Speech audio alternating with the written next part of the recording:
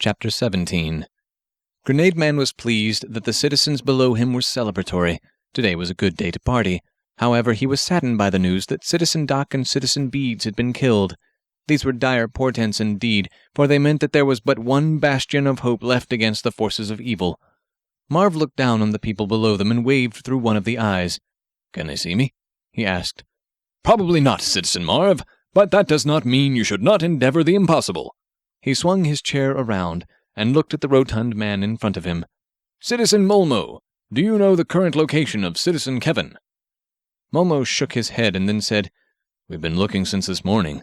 There was an attempt on his life the other night, and he's made himself scarce since then. He could already be dead." "I doubt that, Citizen Molmo. Otherwise you would all know it. If Jarvie wins, his dominion over this world will be nearly complete.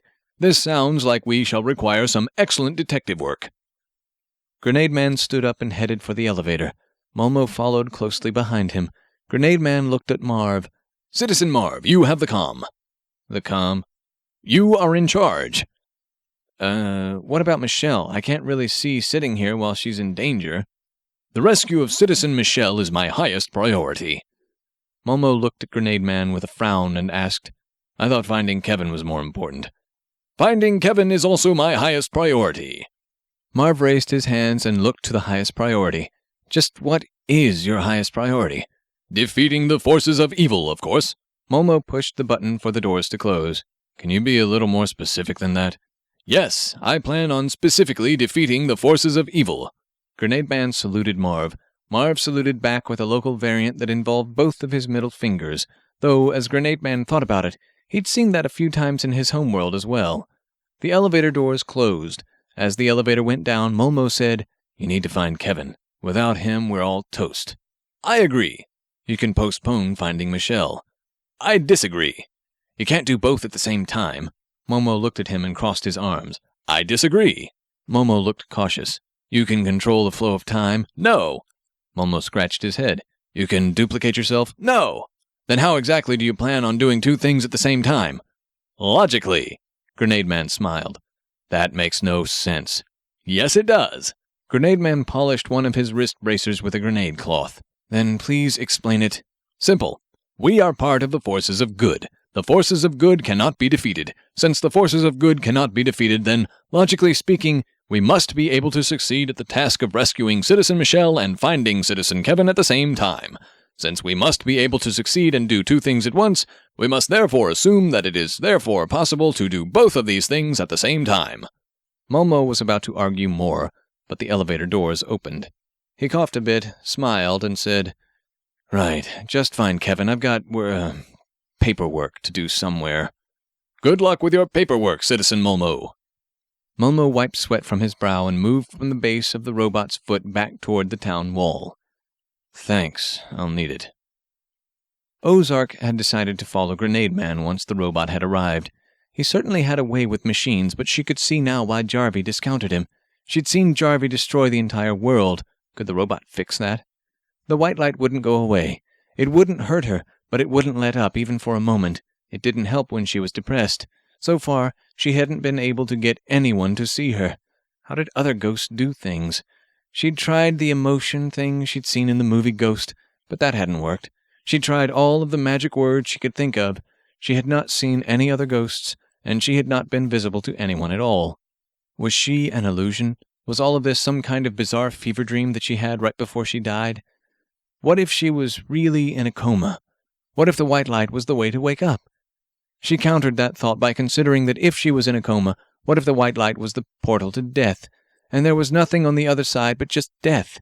The peaceful and calm feeling kept telling her that she was fine, but she refused to believe it. And yet, she was not tied to any particular time or place, like ghosts were supposed to be. She was just a disembodied spirit without the ability to do anything. She followed Grenade Man away from the robot, down the hill upon which it rested, and over the town. She just walked over the wall. She couldn't help but smile to herself as he showed Kevin's picture to literally everyone he could see. Was this his idea of detective work?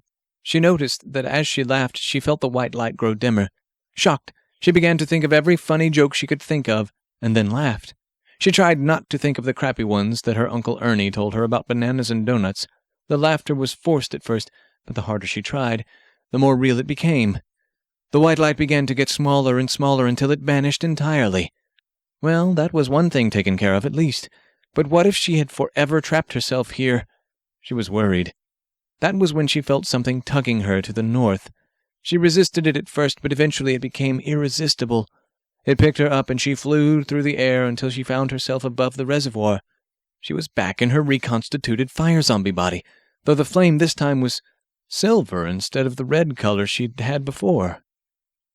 Grenade Man continued looking for clues. He started by showing Kevin's picture to people and asking them if they had seen him.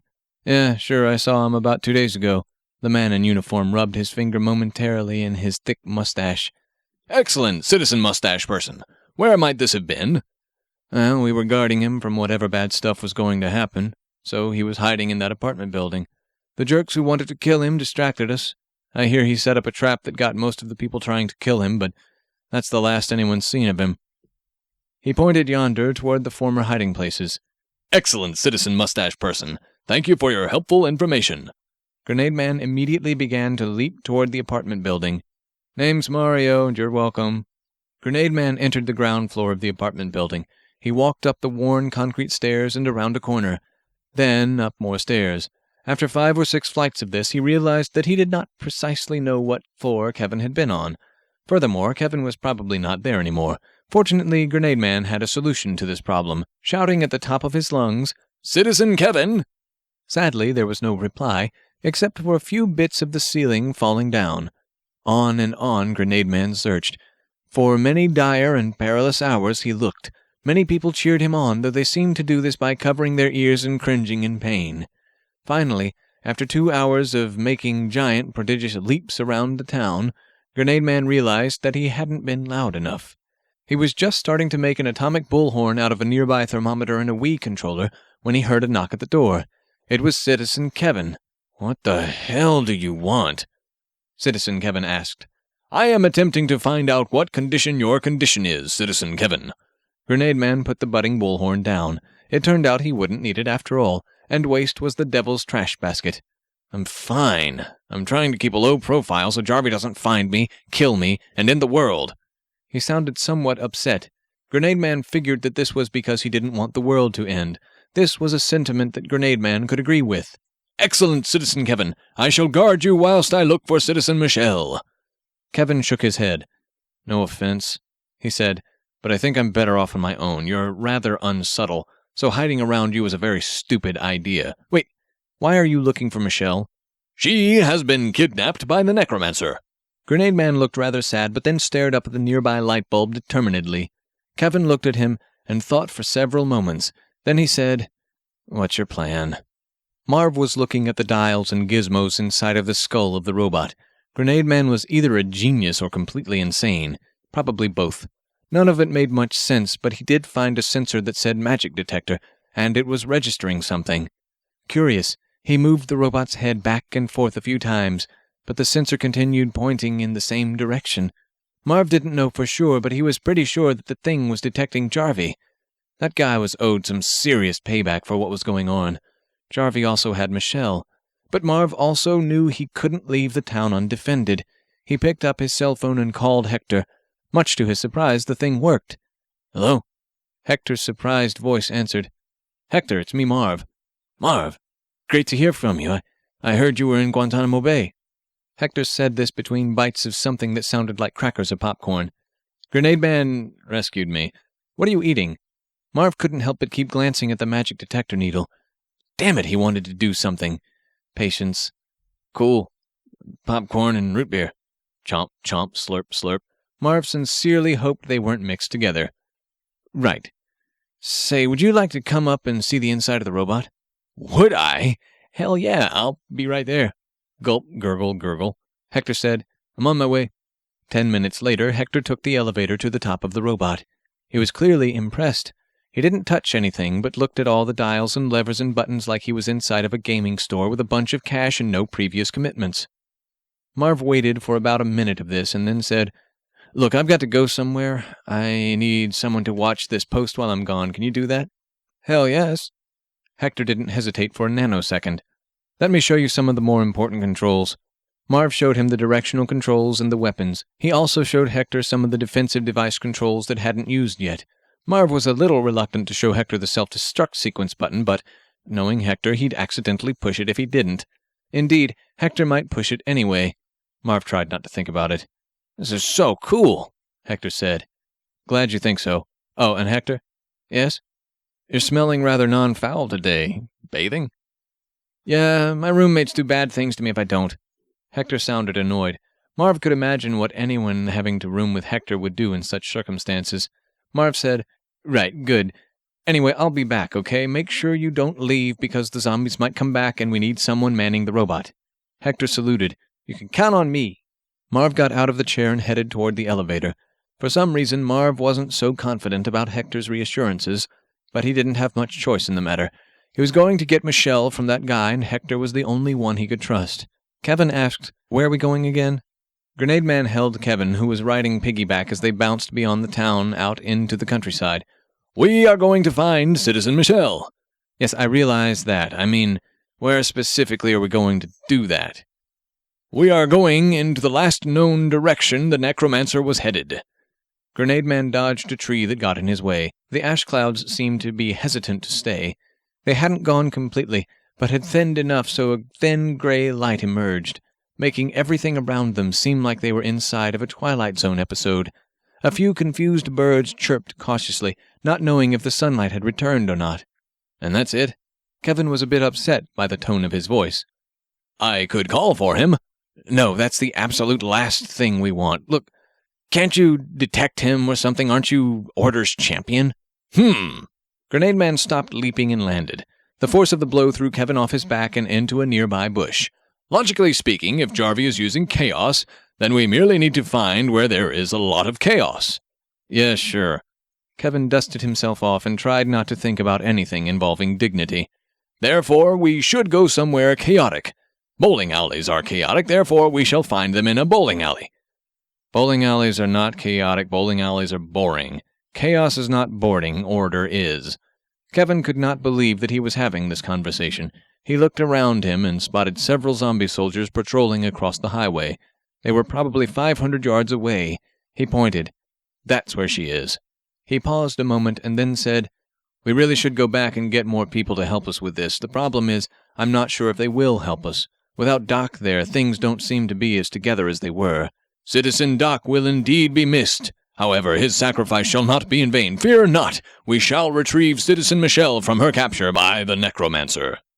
Part of Kevin wanted to go with Grenade Man, but the more rational part of his brain told him no. "I'm not a superhero. I do want to rescue her, but we need backup." He also didn't want to be the guy responsible for causing the death and eternal enslavement of all mankind. By his count, he had another week and a half to go before Jarvie lost.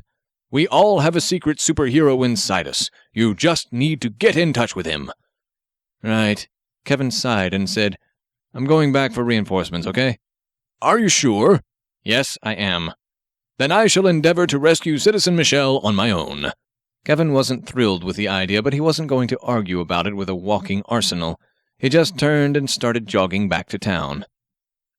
Marv had picked up about 20 grenades from the robot's armory. Half of them were sunshine grenades, and the other half were the good old-fashioned explosive kind. He picked up 2 shotguns from the armory, and then borrowed one of the ATVs from the town's vehicle pool. He used a compass to figure out the right direction to go. Finding his way in the weird gray landscape was hard. The compass was glow-in-the-dark, so that helped, but he had to drive really slowly. At one point he saw a few zombie patrols, so he killed the engine and waited for them to pass. This went on for about 2 hours. Eventually, he saw someone walking in the distance and cautiously approached them. Marv went as stealthily as he could. The blood zombie frothed into high gear as soon as it saw him. Its speed was blinding, and Marv barely had the presence of mind to bring the shotgun to bear and blow its head off. It took him 3 shots, and he wasted 2 more shooting it in the chest to make sure that it stayed down. The whole experience unnerved him, but he kept going. The fact that there were all of these zombies creeping about verified that he was going in the right direction.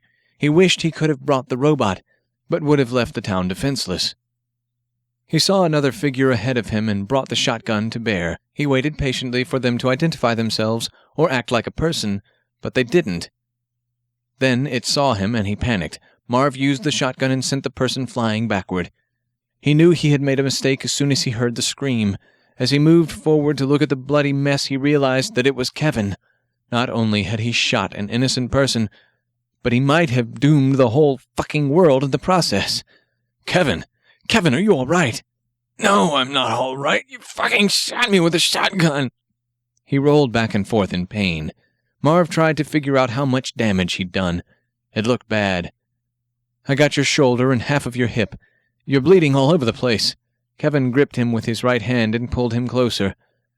What is this, you fucking moron? Do you think this is a radio drama or something I can feel where you shot me? Get me a fucking doctor. Marv just nodded and pulled Kevin up. He tore off his jacket and pressed it against Kevin's wound, and then geared the ATV as fast as he could so they could speed back toward town. He had to drive around a few zombies along the way. He ended up tossing 3 grenades, 2 of the explosive and 1 of the sunlight. He drove up to the wall, shrieking for a doctor, but by the time the doctor got there, Kevin was dead. They were all totally fucked.